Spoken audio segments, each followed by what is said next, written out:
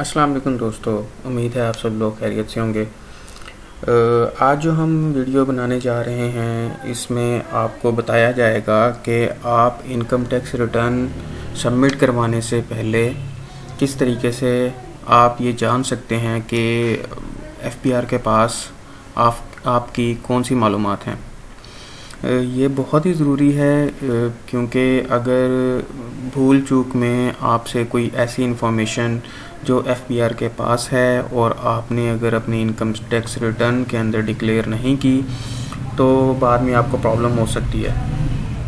तो इसलिए सबसे अच्छा यही है कि आप सबसे पहले अपनी मालूमात चेक करें कि एफपीआर के पास आपकी कौन कौन सी मालूमात हैं। आपके बहुत सा टैक्स रिटर्न फिल करते वक्त आपकी बहुत सी चीज़ें आसान हो जाएंगी। तो चलें हम चलते हैं। सबसे पहले हम एफपीआर की वेबसाइट खोलेंगे।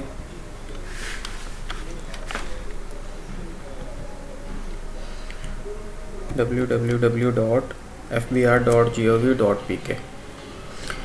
अच्छा, ये जो मालूमात सेक्शन आ रहा है इस पर आप ऑनलाइन क्लिक करेंगे।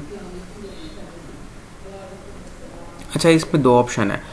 एक सबसे पहले ऑप्शन है कि आप अगर ऑलरेडी रजिस्टर्ड हैं आईआरएस पे तो आप इसके थ्रू जाएंगे, और अगर आप आईआरएस पे रजिस्टर्ड नहीं हैं तो आपने ये फॉर्म फिल करना है, अपना शनाख्ती कार्ड फिल करना है, अपना शनाख्ती कार्ड नंबर देना है। इधर आपने अपना मिस्टर, मिसिस, मिस, डॉक्टर जो भी आपका प्रीफिक्स है वो आपने लिखना है।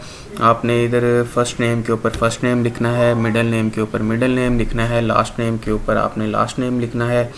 और करंट सर्विस प्रोवाइडर के अंदर आपने ये बताना है कि आप जो मोबाइल यूज़ कर रहे हैं वो किस नेटवर्क का है, मोबिलिंक का है, टेलीनॉर का है, यूफोन का है या वारिद का है। इधर आप अपना नंबर लिखेंगे। नंबर आप अपना जो लिखेंगे वो 0300 इस तरीके से स्टार्ट नहीं करेंगे। आप अपना नंबर लिखेंगे 0092, आगे जो भी आपका नंबर है वो आगे आप लिखेंगे 3 से। इसको नंबर को आप यहाँ पे इसी तरीके से रिपीट करेंगे, और ये जो आपका ये कैप्चा है इसका आपने लिखना है JNA8, और इसको इसी तरीके से हम इधर सबमिट कर देंगे तो आपके मोबाइल पे एक कोड आएगा। अगर आपको वो कोड रिसीव ना हो तो अमूमन ये होता है कि जिन लोगों ने अपनी सिम कन्वर्ट करवाई होती है, अगर यूफोन की सिम है तो मोबिलिंक पे कन्वर्ट करवाई हुई है, या मोबिलिंक की सिम है तो जोंग में कन्वर्ट करवाई हुई है, ये अमूमन उन नेटवर्क के ऊपर ये प्रॉब्लम आता है। लेकिन अगर आपको ये प्रॉब्लम आ जाए, आपको कोड रिसीव ना हो, तो आपने अपने मोबाइल में राइट मैसेज में जाके MSG लिखना है और सेंड कर देना है 9966 पे, तो आपको उसी वक्त कोड रिसीव हो जाएगा। जैसे अब मेरे पास ऑलरेडी मेरा यूज़र नेम है तो मैं इस ऑप्शन को सिलेक्ट करूँगा और मैं भी ये देता हूँ CNIC नंबर और आगे पासवर्ड।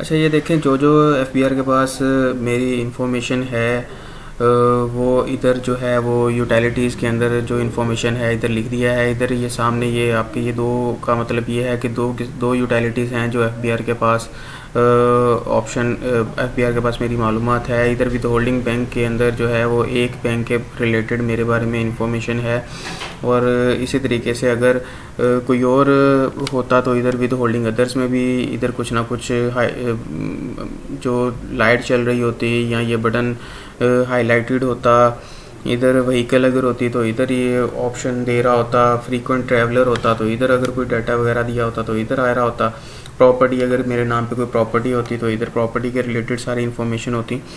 और ये इसी तरीके से दोस्तों आपने जो है जब भी इसको मैं मज़ीद नहीं करूँगा क्योंकि इसके अंदर मेरी पर्सनल इन्फॉर्मेशन है, तो मैं जो है वो आप अपना ज़रूर चेक कर लीजिएगा।